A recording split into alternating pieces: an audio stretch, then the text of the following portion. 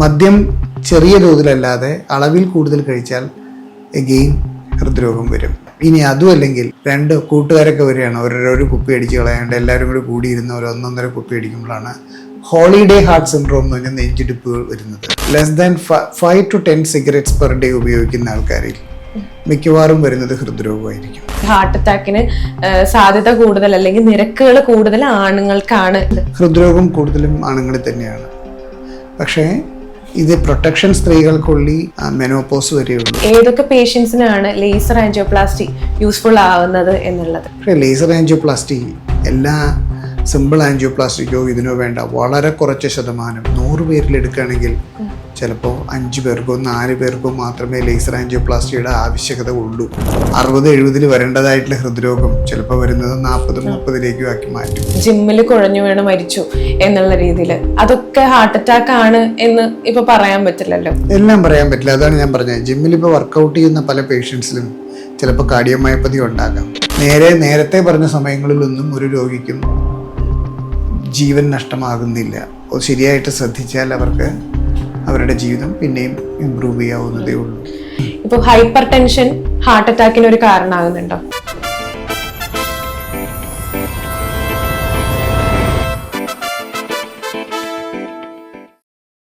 മെഡിസോണിലേക്ക് സ്വാഗതം. ഇന്ന് നമ്മോടൊപ്പം ഉള്ളത് doctor Manu R Varma, consultant cardiologist, medical trust hospital. Sir നമസ്കാരം. ഇപ്പോ ഈ കോവിഡിന് ശേഷം ഹൃദ്രോഗികളുടെ എണ്ണം കൂടിയിട്ടുണ്ടോ? ഹൃദ്രോഗികളുടെ എണ്ണം കൂടിയിട്ടുണ്ട്. അത് കോവിഡിന് ശേഷമാണെന്ന് പ്രത്യേകിച്ച് പറയാൻ പറ്റില്ല. ഡെഫിനറ്റ്ലി ഹൃദ്രോഗികളുടെ എണ്ണം കൂടി വരികയാണ്. അത് ഒരു ഫാക്ടർ മാത്രമായിരിക്കില്ല. ഇപ്പോൾ എക്സാമ്പിൾ എടുക്കുകയാണെങ്കിൽ പ്രമേഹ രോഗത്തിൻ്റെ കണക്കെടുക്കുകയാണെങ്കിൽ 5 പേര് ഒന്നിച്ചു കൂടുകയാണെങ്കിൽ അതിൽ 1-2 ആൾക്കാർക്ക് പ്രമേഹ രോഗം ഉണ്ടാവും. എക്സ്പെഷ്യലി കൊച്ചിയിൽ കണക്കനുസരിച്ചിട്ട് തന്നെ 20% ആണ് പ്രിവലൻസ്. അതായത് ഒരു 5 പേര് കൂടിയാൽ ഒരാൾക്ക് പ്രമേഹ രോഗം എന്ന് കണക്കാക്കാം. സോ പ്രമേഹ രോഗത്തിൻ്റെ തോത് വളരെ കൂടി വരുന്നു. ഹൃദ്രോഗം ഉണ്ടാക്കാനുള്ള റിസ്ക് ഫാക്ടേഴ്സ് ഉള്ള രോഗികൾ കൂടി വരുന്നു. ഇതെല്ലാം ഹൃദ്രോഗികളുടെ എണ്ണവും കൂട്ടാൻ സഹായിക്കുന്നു. മാത്രമല്ല കൂടുതൽ ആൾക്കാർ ഇതിനെക്കുറിച്ച് അവെയറാണ്. പഴയതിനെക്കാട്ടിലും ജനങ്ങളിൽ അവബോധമുണ്ട്. കൂടുതൽ അതിന് വേണ്ടി ചെക്ക് ചെയ്യാനായിട്ട് ജനങ്ങൾ മുതിരുന്നുണ്ട്. അപ്പോൾ ഡിറ്റക്ഷൻ റേറ്റ്സ് കൂടി വരുന്നു. അതൊക്കെയാണ് അതിൻ്റെ കാരണങ്ങൾ. കൂടി വരുന്നുണ്ട്. ഇപ്പം എക്സസൈസ് ഇല്ലാത്ത ഒരവസ്ഥയിലേക്കും ഈ ഒരു ഹൃദ്രോഗം. എക്സസൈസ് ഒരു ഫാക്ടർ മാത്രമേ ആവുന്നുള്ളൂ. മൾട്ടിപ്പിൾ ഫാക്ടേഴ്സ് ഉണ്ട് അല്ലേ? ഒന്ന് ബ്ലഡ് പ്രഷർ, നമ്മളുടെ മെറ്റബോളിക് പാരാമീറ്റേഴ്സ്, പിന്നെ ജനറ്റിക് ഫാക്ടേഴ്സ്, എൻവയോൺമെന്റൽ ഫാക്ടേഴ്സ് പറയുകയാണെങ്കിൽ നമ്മളുടെ ഫുഡ് ഹാബിറ്റ്സ്, നമ്മൾ നടക്കായിക, നമ്മളുടെ എക്സസൈസ് ഇല്ലായ്മ, ഇതെല്ലാം എൻവയോൺമെന്റൽ ഫാക്ടേഴ്സിനെ പറയാം. ഇങ്ങനെയുള്ള ഫാക്ടേഴ്സ് എന്ത് ചെയ്യും? ജനറ്റിക്കലി പ്രീഡിറ്റർമെന്റ്, അതായത് ജനിതകമായ കാരണങ്ങൾ കൊണ്ട് ഹൃദ്രോഗം വരാൻ സാധ്യതയുള്ള ആൾക്കാരിൽ അത് ആക്സലറേറ്റ് ചെയ്യും, അതിനെ കൂടുതൽ ഫാസ്റ്റ് ആക്കും. ഫോർ എക്സാമ്പിൾ ഒരു 60-70 വരേണ്ടതായിട്ടുള്ള ഹൃദ്രോഗം ചിലപ്പോൾ വരുന്നത് 40-30 ആക്കി മാറ്റും.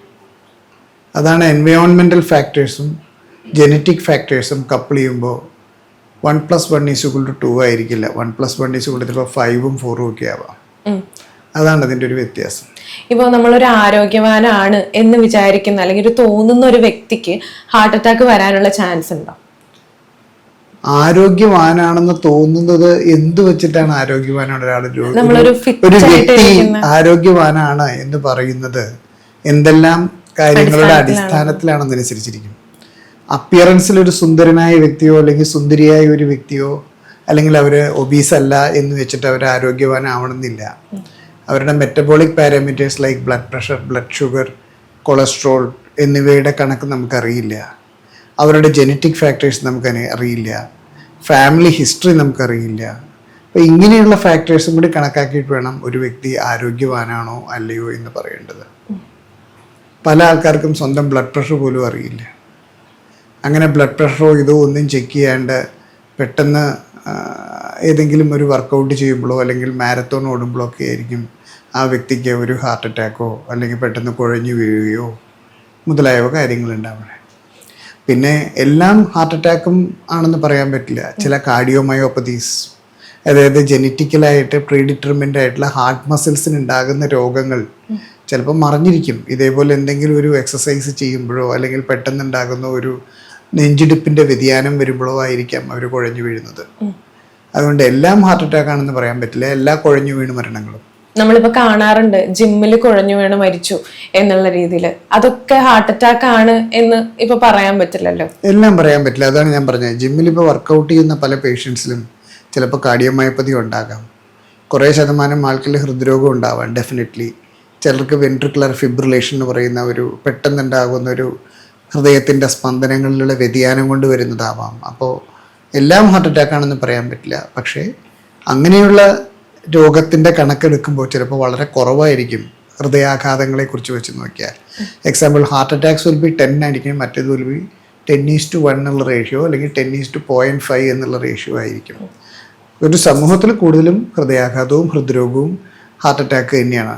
ബാക്കിയുള്ള എല്ലാം കൂടി വളരെ കുറച്ച് ശതമാനം മാത്രമാണ്.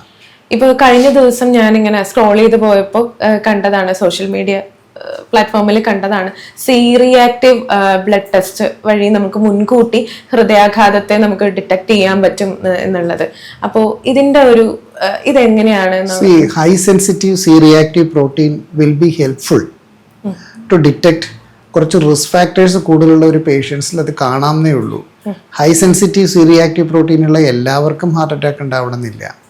അവരിൽ കുറച്ച് ശതമാനം ആൾക്കാരിൽ ഹൃദയാഘാതം അല്ലെങ്കിൽ ഹാർട്ട് അറ്റാക്ക് ഉണ്ടാവാനുള്ള സാധ്യത കുറച്ച് കൂടുന്നു എന്ന് മാത്രമേ പറയാൻ പറ്റുള്ളൂ. This is an inflammatory marker. വേറാസ് high sensitive troponin ആണ് പോസിറ്റീവ് എങ്കിൽ അത് കൂടുതലും ഒരു ഹൃദയാഘാതത്തെ സൂചിപ്പിക്കുന്നു. അതൊരു ഹാർട്ട് അറ്റാക്കിൻ്റെ മുന്നോടിയായിട്ട് വരുന്ന ഒരു എൻസൈം ടെസ്റ്റാണ്.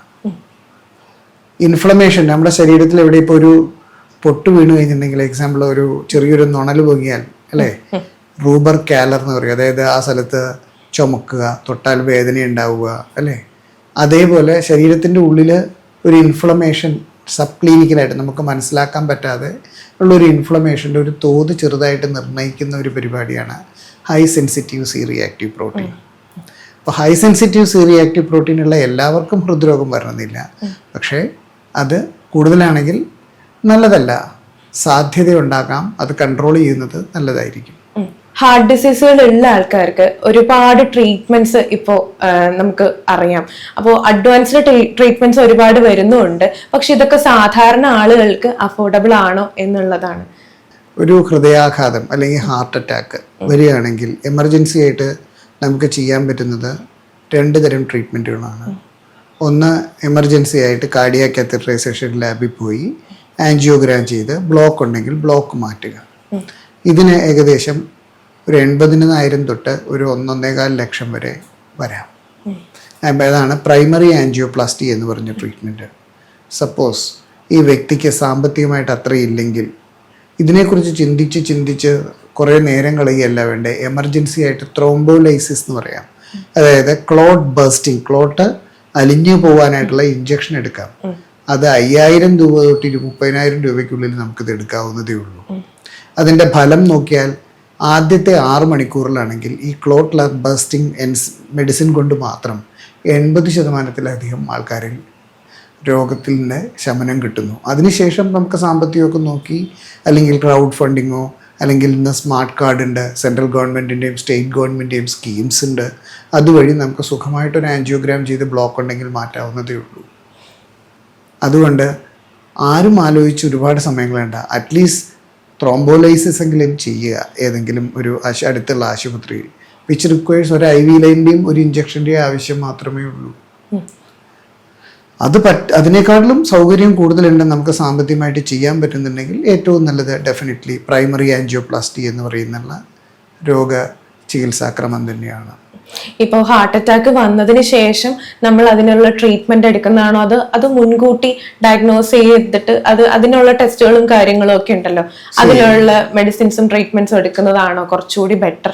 ഹൃദ്രോഗം ഒരു മഴവില്ല് പോലെയാണ്. മഴവില്ലിൻ്റെ ഒരു ഭാഗത്ത് ഹൃദയരോഗത്തിൻ്റെ തുടക്കം മാത്രം, മഴവില്ലിൻ്റെ മറ്റേ ഭാഗത്തോ ഹൃദയാഘാതം അല്ലെങ്കിൽ ഹാർട്ട് അറ്റാക്ക്, മയോകാർഡിയൽ ഇൻഫാക്ഷൻ എന്ന് പറയുന്ന മാതിരിയാണ്. ഇതാണ് ഒരു ഹൃദയാഘാതത്തിൻ്റെ രോഗക്രമത്തിൻ്റെ ഒരു റെയിൻബോ കൈൻഡ് ഓഫ് എൻ്റെ പ്രസൻറ്റേഷൻസ്. ആദ്യകാലങ്ങളിൽ, അതായത് ഹാർട്ട് അറ്റാക്ക് വരുന്നതിന് മുമ്പ് രോഗിക്ക് എക്സാമ്പിൾ പറയുകയാണെങ്കിൽ, ഇപ്പോൾ ഇത് പനമ്പള്ളി നഗറിലാണ്. പനമ്പള്ളി നഗറിൽ നിന്ന് നമുക്ക് മനോരമ ജംഗ്ഷൻ വരെ നടക്കുമ്പോഴായിരിക്കും നെഞ്ചുവേദന. കുറച്ച് കാലം കഴിയുമ്പോൾ ചിലപ്പോൾ ഈ നടപ്പ് ഇവിടെ നിന്ന് നമ്മുടെ ആവി എന്ന് പറയുന്ന റെസ്റ്റോറൻറ്റ് വരെ, അല്ലെങ്കിൽ we can say avenue centre വരെ നടക്കുമ്പോഴത്തേക്കും നെഞ്ചുവേദന വരുന്നു.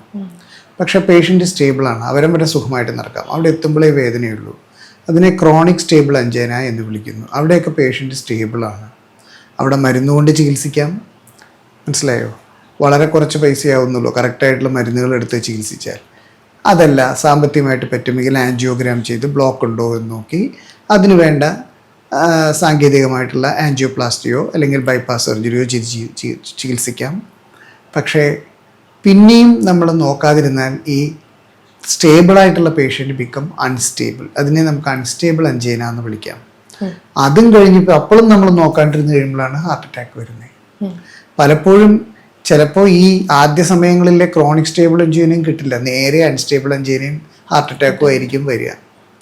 അപ്പോൾ എങ്ങനെയാണിത് നോക്കേണ്ടതെന്ന് വെച്ചാൽ പ്രമേഹം, രക്തസമ്മർദ്ദം, ഫാമിലി ഹിസ്റ്ററി, അതായത് സ്വന്തം കുടുംബത്തിൽ രോഗമുണ്ടാവുക, അതല്ലെങ്കിൽ ഒരുപാട് കൊഴുപ്പ് ഭക്ഷണങ്ങൾ കഴിക്കുക, സ്മോക്കേഴ്സ്, ഇങ്ങനെയുള്ള ഗ്രൂപ്പ് ഓഫ് ആൾക്കാർ ഡെഫിനറ്റായിട്ടും ഇടയ്ക്ക് അവനവൻ്റെ പാരാമീറ്റേഴ്സ്, റിസ്ക് പാരാമീറ്റേഴ്സ് നോക്കുകയും വേണ്ടി വന്ന ഒരു ഇലക്ട്രോ കാർഡിയോഗ്രാമെങ്കിലും മിനിമം എടുക്കുകയും ചെയ്യുക.